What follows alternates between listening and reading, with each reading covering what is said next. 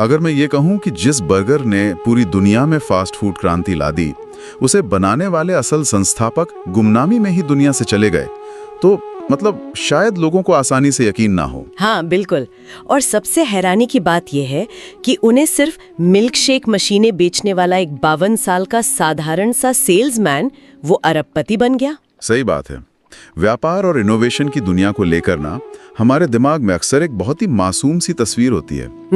वो गैराज वाली तस्वीर है ना, कि कोई जीनियस अपने गैराज में बैठा है, अचानक उसके दिमाग की बत्ती जलती है। एकदम 100% ओरिजिनल आइडिया, और फिर रातों रात एक नया साम्राज्य खड़ा हो जाता है। ये एक बहुत ही आरामदायक विचार है। हम सभी को ये सोचना अच्छा लगता है कि सबसे बड़ी सफलताएं हमेशा एकदम शुद्ध, नए और मौलिक विचार से ही शुरू होती है। सुनने में ये कहानी बहुत साफ सुथरी लगती है, लेकिन जब हम असल दुनिया की केस स्टडीज में गहराई से उतरते हैं तो वो जो दिमाग की बत्ती वाली कहानी है ना, वो अक्सर काफी धुंधली पड़ जाती है। कई बार वो बत्ती किसी और के घर से निकाली गई होती है। बिल्कुल। और फिर उसे एक विशाल, एकदम अचूक पावर ग्रिड से जोड़ दिया जाता है। आज की हमारी इस गहन चर्चा का विषय यही है, द स्टोलन एम्पायर हुक, मतलब ऐसे साम्राज्य जो चुराए गए विचारों पर बने हैं। और ये व्यापार का एक ऐसा पहलू है जिस पर बिजनेस स्कूलों के बाहर शायद ही कभी खुलकर बात होती है। मेरा मतलब है, ये इस बारे में है कि कैसे दुनिया के सबसे बड़े व्यापारिक साम्राज्य अक्सर किसी ओरिजिनल विचार से नहीं बनते। हाँ, वे बस दूसरों के बेहतरीन विचारों को पहचानने, उन्हें अपनाने और फिर उन्हें एक क्रूर और स्केल होने वाले सिस्टम में ढालकर बनाए जाते हैं। सही कहा। तो आज हमारे पास कुछ बेहद दिलचस्प स्रोत हैं। मैकडॉनल्ड्स, एप्पल और अमेज़न की सफलता और उनके संस्थापकों से जुड़ी विस्तृत केस स्टडीज और डॉक्यूमेंट्रीज। और मैं शुरुआत में ही यह स्पष्ट कर दूं, आज हमारा मिशन किसी को सही या गलत ठहराना बिल्कुल नहीं है। हमारा उद्देश्य बस उस असल सच्चाई को निष्पक्ष रूप से समझना है कि कैसे एक साधारण से विचार को अरबों डॉलर के साम्राज्य में बदला जाता है। एकदम सही। हम स्रोत सामग्री में दी गई रणनीतियों का बस मूल्यांकन कर रहे हैं। हम देखेंगे कि कैसे ये एम्पायर्स केवल एक क्या पर नहीं बल्कि कैसे पर टिके हैं। निष्पादन यानी एग्जीक्यूशन की जो ताकत होती है ना, वही हमारी आज की चर्चा के केंद्र में है। तो चलिए इस चर्चा की शुरुआत उस कहानी से करते हैं जिसका मैंने अभी जिक्र किया था, मैकडॉनल्ड्स। एक साम्राज्य बनाने के लिए सबसे पहले एक ऐसे मॉडल की जरूरत होती है जो सच में काम करे। हाँ। लेकिन विडंबना देखिए, कहानी अक्सर उस मॉडल को बनाने वाले के इर्द गिर्द नहीं बल्कि उसे हथियाने वाले के इर्द गिर्द घूमती है। 1948 में कैलिफोर्निया में डिक और मैकडॉनल्ड्स नाम के दो भाइयों ने अपना ओरिजिनल रेस्टोरेंट शुरू किया था। और उन्होंने जो किया वो उस समय के हिसाब से सिर्फ नया नहीं था, मेरा मतलब है वो पूरी तरह से क्रांतिकारी था। कैसे? मतलब उस वक्त का माहौल कैसा था? इसे समझने के लिए ना हमें उस दौर में जाना होगा। उस समय ड्राइव इन रेस्टोरेंट्स का जमाना था। लोग अपनी गाड़ियों में आते थे, वहीं बैठे रहते थे और वेटर्स उन्हें खाना सर्व करते थे। अच्छा। इस पूरी प्रक्रिया में ऑर्डर देने से लेकर खाना मिलने तक लगभग 20 से 30 मिनट का समय लग जाता था। मेन्यू भी बहुत बड़े होते थे, गलतियां बहुत होती थी, एफिशिएंसी नाम की कोई चीज ही नहीं थी। तो मैकडॉनल्ड्स भाइयों ने इस पूरे सिस्टम को ही तोड़ कर रख दिया। उन्होंने असल में हेनरी फोर्ड की कार फैक्ट्री की जो असेंबली लाइन मॉडल थी ना, उसे देखा और सोचा क्या हम खाने के साथ ऐसा नहीं कर सकते। बिल्कुल। उन्होंने अपने पूरे किचन को एक मशीन की तरह डिजाइन कर दिया, अपना मेन्यू काट कर बहुत ही छोटा कर दिया। हाँ, मुख्य रूप से सिर्फ 15 सेंट्स का बर्गर, फ्रेंच फ्राइज और मिल्क शेक। सोचिए, कोई वेटर नहीं, कोई बैठने की लगा नहीं, लोगों को खुद काउंटर पर जाना होता था। और सबसे बड़ी बात, खाने के लिए जो 20 मिनट का इंतजार था वो घटकर सिर्फ 60 सेकंड रह गया। यहीं पर असल सिस्टम का जन्म हुआ। उन्होंने पूरी प्रक्रिया को इतना स्टैंडर्डाइज कर दिया था कि बर्गर बनाने के लिए किसी कुशल शेफ की जरूरत ही नहीं थी। मतलब कोई भी नया व्यक्ति, हाँ, कोई भी नया इंसान जिसे कुकिंग का कोई अनुभव ना हो, वो भी उसी स्वाद और क्वालिटी का बर्गर बार बार बना सकता था। केचप की कितनी बूंदें डलेंगी, ग्रिल का तापमान क्या होगा, सब कुछ तय था। ये एक मास्टरपीस सिस्टम था। लेकिन कहानी में असली स्टोलन एम्पायर वाला जो मोड़ है वो तब आता है जब 1954 में रे क्रॉक वहां पहुंचता है। वो एक मिल्क शेक मशीन सेल्समैन था, 52 साल का और कई बीमारियों से जूझ रहा था। जब उसे एक ही रेस्टोरेंट से इतनी सारी मशीनों का ऑर्डर मिला तो वो खुद देखने गया कि आखिर वहां चल क्या रहा है। और उसने तुरंत इस मॉडल के असली क्षमता को पहचान लिया। क्रॉक का नजरिया उन भाइयों से बिल्कुल अलग था। हाँ, मैकडॉनल्ड्स भाई तो अपनी जिंदगी से खुश थे ना, उनका रेस्टोरेंट अच्छा चल रहा था। वे अच्छा पैसा कमा रहे थे और उन्हें कोई सिर दर्द नहीं चाहिए था। लेकिन क्रॉक ने वहां सिर्फ बर्गर नहीं देखा, उसने एक ऐसा ब्लूप्रिंट देखा जिसे पूरे अमेरिका में हर शहर, हर चौराहे पर दोहराया जा सकता था। तो क्रॉक ने पहले उन्हें इस बात के लिए राजी किया कि वो उनका फ्रेंचाइजी एजेंट बनेगा। उसने पूरे देश में मैकडॉनल्ड्स खोलने शुरू किए। लेकिन 1961 आते आते क्रॉक ने $2.7 मिलियन में भाइयों से पूरा बिजनेस ही खरीद लिया। और यही स्रोत एक बहुत ही क्रूर सच उजागर करते हैं। बिल्कुल, डील में भाइयों ने कंपनी के भविष्य के मुनाफे का 1% हिस्सा भी मांगा था। हाँ, 1% हिस्सा। और पता है क्रॉक ने क्या किया? उसने इसके लिए कोई कागजी कॉन्ट्रैक्ट नहीं किया, उसने बस हैंडशेक डील की, मतलब बस हाथ मिलाकर वादा कर लिया। और फिर उसने कभी वो 1% हिस्सा उन्हें नहीं दिया। अगर आज के हिसाब से देखें तो वो 1% हिस्सा हर साल करोड़ों अरबों डॉलर का होता। सच में। लेकिन क्रॉक का सबसे क्रूर कदम ये वित्तीय धोखा नहीं था, बल्कि वो था जो उसने इसके ठीक बाद किया। हाँ, वो तो और भी भयानक था। क्योंकि मैकडॉनल्ड्स भाइयों ने कैलिफोर्निया वाला अपना असली ओरिजिनल रेस्टोरेंट अपने पास ही रखा था। हाँ। जो डील का हिस्सा नहीं था, तो क्रॉक ने उन्हें उस रेस्टोरेंट का नाम बदलने पर मजबूर कर दिया। क्योंकि अब मैकडॉनल्ड्स नाम का ट्रेडमार्क तो क्रॉक के पास था। बिल्कुल। तो भाइयों को अपने ही बनाए रेस्टोरेंट का नाम द बिग एम रखना पड़ा। और क्रॉक यही नहीं रुका यार, उन्हें पूरी तरह से बर्बाद करने के लिए उसने उनके रेस्टोरेंट से ठीक 1 ब्लॉक की दूरी पर अपना एक नया चमकदार मैकडॉनल्ड्स खोल दिया। और आखिरकार भाइयों को अपना वो ओरिजिनल रेस्टोरेंट हमेशा के लिए बंद करना पड़ा। ये तो इसे थोड़ा विस्तार से समझते हैं। ये तो ऐसा है जैसे किसी ने आपकी बेहतरीन रेसिपी उधार ली, उसे अपने नाम पर पेटेंट करवाया और फिर आपकी छोटी सी दुकान के ठीक सामने एक विशाल रेस्टोरेंट खोलकर आपको ही बिजनेस से बाहर कर दिया। ये व्यापारिक क्रूरता का एक बहुत बड़ा उदाहरण है। लेकिन यहाँ सबसे दिलचस्प बात यह है कि रे क्रॉक की सफलता सिर्फ इस क्रूरता या उस बर्गर की रेसिपी की वजह से नहीं थी। तो फिर क्या था? बर्गर बनाना कोई रॉकेट साइंस थोड़ी था। क्रॉक की असली सफलता का कारण था उस मॉडल की रिपीटेबिलिटी, और उससे भी बड़ी बात हैरी सोनेबॉर्न नाम के एक एग्जीक्यूटिव की रणनीति। ओहो। हाँ, जिसने पूरे बिजनेस मॉडल को ही पलट कर रख दिया। मैकडॉनल्ड्स को सिर्फ फूड कंपनी से एक प्रॉपर्टी कंपनी बना दिया। हाँ, मैंने डॉक्यूमेंट्री में देखा था कि शुरुआती दिनों में क्रॉक बहुत आर्थिक दबाव में था। फ्रेंचाइजी बेचने से उसे बहुत कम मार्जिन मिल रहा था। फिर सोनेबॉर्न आता है और क्रॉक से कहता है, तुम फूड बिजनेस में नहीं हो। सटीक बात। सोनेबॉर्न ने क्रॉक को समझाया कि वे असल में रियल एस्टेट बिजनेस में है। मॉडल ये था, मैकडॉनल्ड्स कॉर्पोरेशन जमीनें खरीदेगा या लीज पर लेगा, उस पर रेस्टोरेंट बनाएगा और फिर उस जगह को फ्रेंचाइजी मालिकों को किराए पर देगा। क्या बात है। इसका मतलब था कि फ्रेंचाइजी मालिक न सिर्फ मैकडॉनल्ड्स को बर्गर की बिक्री का एक हिस्सा दे रहे थे, बल्कि वे उसी जमीन का भारी किराया भी दे रहे थे जिस पर उनका रेस्टोरेंट खड़ा था। ये तो कमाल की बात है। इसका मतलब है कि उन्होंने एक ऐसा सिस्टम बना लिया जहां अगर कोई फ्रेंचाइजी मालिक कंपनी के सख्त नियमों का पालन नहीं करता तो वे उसे सिर्फ बिजनेस से नहीं निकालते, बल्कि उसे उसकी जमीन से ही बेदखल कर देते हैं। बिल्कुल। तो रे क्रॉक ने एक फिजिकल किचन लेआउट को हथियाया और उसे एक ग्लोबल रियल एस्टेट और प्रॉपर्टी एम्पायर में बदल दिया। और यही स्टोलन एम्पायर का मूल मंत्र है, आइडिया चाहे किसी का भी हो, असली विजेता वो होता है जो उस पर कंट्रोल करने का बेहतरीन सिस्टम बना ले। सही कहा। अब मैकडॉनल्ड्स ने एक फिजिकल सिस्टम चुराया, लेकिन जब हम आगे बढ़ते हैं तो बात केवल ईंट और पत्थर की नहीं रह जाती। विचारों और डिजाइन की दुनिया में भी यही रणनीति लागू होती है। बिल्कुल। और यहीं से हम एप्पल और स्टीव जॉब्स की तरफ मुड़ते हैं। रे क्रॉक ने तो एक पूरे स्थापित बिजनेस मॉडल को हथिया लिया था, लेकिन जॉब्स ने एक अलग रास्ता अपनाया। हाँ, उन्होंने कोई मशीनरी नहीं बल्कि एक पूरी डिजाइन फिलॉसफी को अपनाया। दुनिया के सबसे बेहतरीन विचारों को चुराया और उन्हें इस कदर परफेक्शन के साथ पेश किया कि दुनिया पुरानी चीजें ही भूल गई। स्टीव जॉब्स का जो सिद्धांत था, फर्स्ट वर्सेस बेस्ट, वो बहुत दिलचस्प है।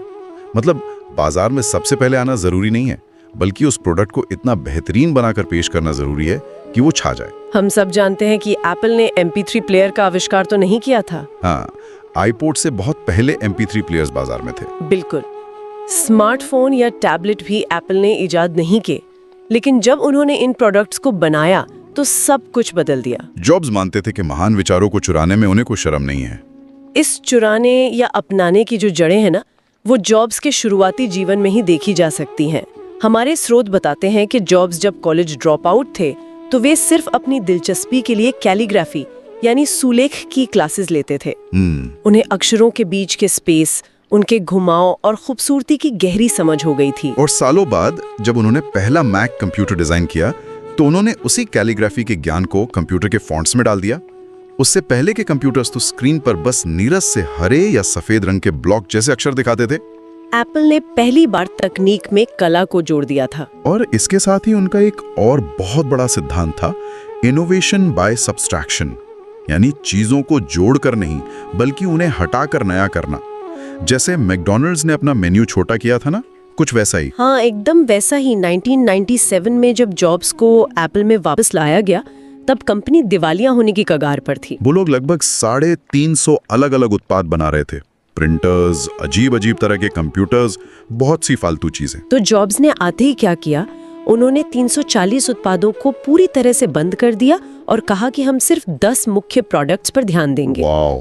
इस सब्सट्रैक्शन का कारण ये था कि बहुत सारे प्रोडक्ट्स होने से कंपनी का फोकस बंट रहा था। और एप्पल के शुरुआती दिनों में स्टीव वोजनियाक का पूरा फोकस तकनीक और कोडिंग पर था। लेकिन जॉब्स का फोकस हमेशा उपभोक्ता पर यानी कंज्यूमर पर था। बिल्कुल। वो एक ऐसा डिवाइस चाहते थे जिसका मैनुअल पढ़ने की किसी को जरूरत ही ना पड़े। यहाँ बात सच में बहुत दिलचस्प हो जाती है। मैं थोड़ा रुकना चाहूंगा और एक सवाल उठाना चाहूंगा जो हमारे श्रोतों में भी है। बताइए। क्या जॉब सच में कुछ इनोवेट कर रहे थे या फिर ये सिर्फ एक बेहतरीन कंज्यूमर साइकोलॉजी और शानदार मार्केटिंग का खेल था?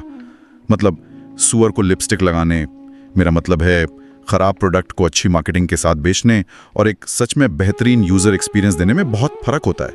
क्या इसे सच में चुराना कहेंगे? अगर हम इसे व्यापक नजरिए से देखें ना तो ये एक बहुत ही जायज सवाल है। लेकिन जॉब्स सिर्फ डिजाइन नहीं चुरा रहे थे और ना ही वो सिर्फ पैकेजिंग बेच रहे थे। उन्होंने असल में एक कल्ट बनाया था। कल्ट? हाँ, एक समुदाय। और एक कल्ट को हमेशा एक दुश्मन की जरूरत होती है। जॉब्स ने जानबूझकर बहुत ही चालाकी से माइक्रोसॉफ्ट को अपना दुश्मन घोषित कर दिया। उन्होंने कहा था ना कि उनमें कोई टेस्ट या कल्चर नहीं है। बिल्कुल।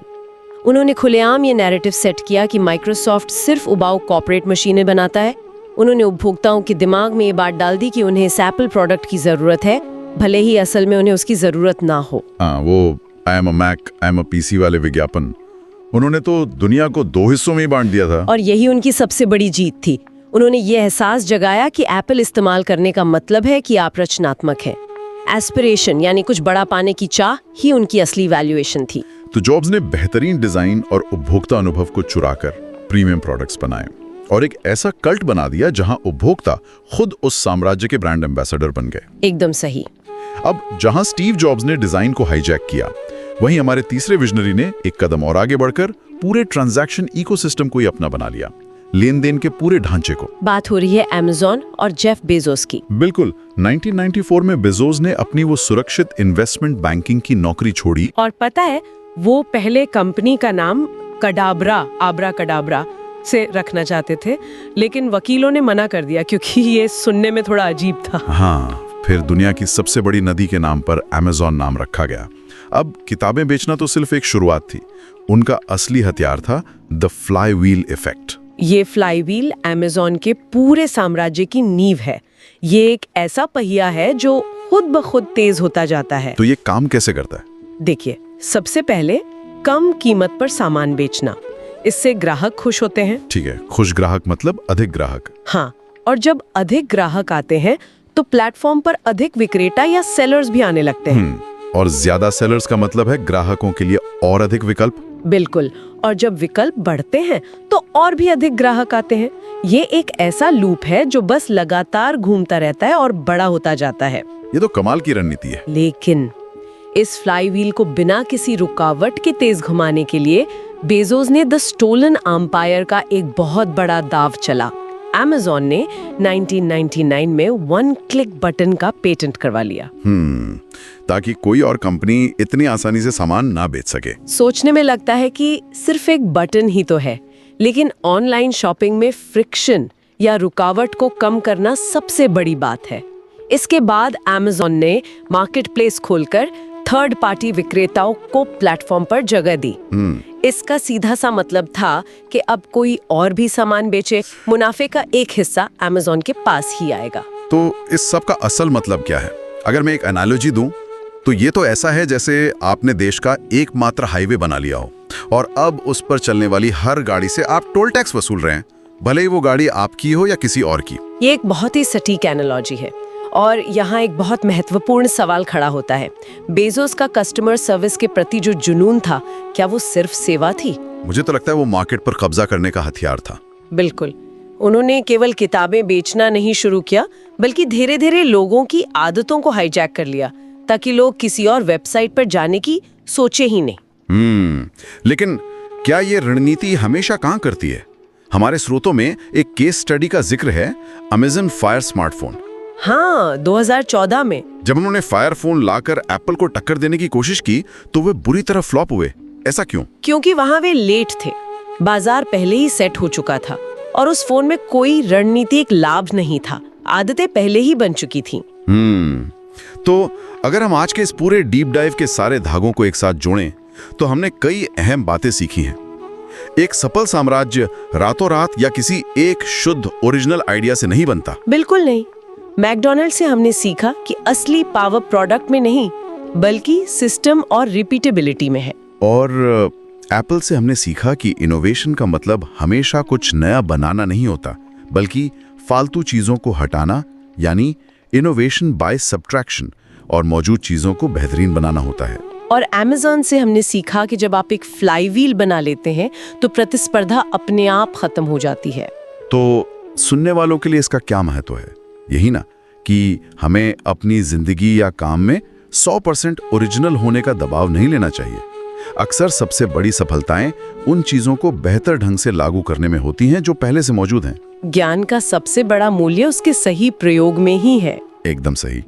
और अब आज की इस गहन चर्चा को खत्म करने से पहले मैं एक ऐसा विचार छोड़कर जाना चाहता हूं जिस पर आज हमने चर्चा नहीं की है। अगर पिछले 50 वर्षों के सबसे बड़े साम्राज्य मौजूदा विचारों को अपनाकर और उन्हें क्रूरता से स्केल करके बनाए गए हैं, तो जरा सोचिए, आज हम जिस साधारण सी तकनीक या ऐप का बड़ी मासूमियत से इस्तेमाल कर रहे हैं, उसे पर्दे के पीछे से कौन हाईजैक कर रहा है ताकि वो कल का $1 ट्रिलियन एम्पायर बन सके। ये तो सच में सोचने वाली बात है। बिल्कुल, इस बारे में जरूर सोचिएगा। मिलते हैं अगली गहन चर्चा में। अगर आपको ये एपिसोड मीनिंगफुल लगा तो इसे लाइक करें और अपने उन दोस्तों के साथ शेयर करें जिन्हें इसकी जरूरत है। और हाँ, 90s रेडियो कास्ट को सब्सक्राइब करना मत भूलिए, क्योंकि यहाँ कहानियाँ सिर्फ सुनी नहीं जाती, महसूस की जाती हैं। डिस्क्लेमर, इस चैनल पर दी गई सभी जानकारी केवल एजुकेशनल और एंटरटेनमेंट पर्पसेस के लिए है। यहाँ व्यक्त किए गए विचार रिसर्च और पर्सनल इंटरप्रिटेशन पर आधारित हैं। ये कंटेंट किसी भी तरह की प्रोफेशनल सलाह, मेडिकल, साइकोलॉजिकल, लीगल या फाइनेंशियल का विकल्प नहीं है। कृपया किसी भी जानकारी को अपने जीवन में लागू करने से पहले स्वयं सोच समझकर निर्णय लें। अगली कहानी में फिर मिलेंगे एक नई सच और एक नई सीख के साथ। तब तक अपने मन को संभाल कर रखिए। हेलो, आप सुन रहे थे 90s रेडियो कास्ट।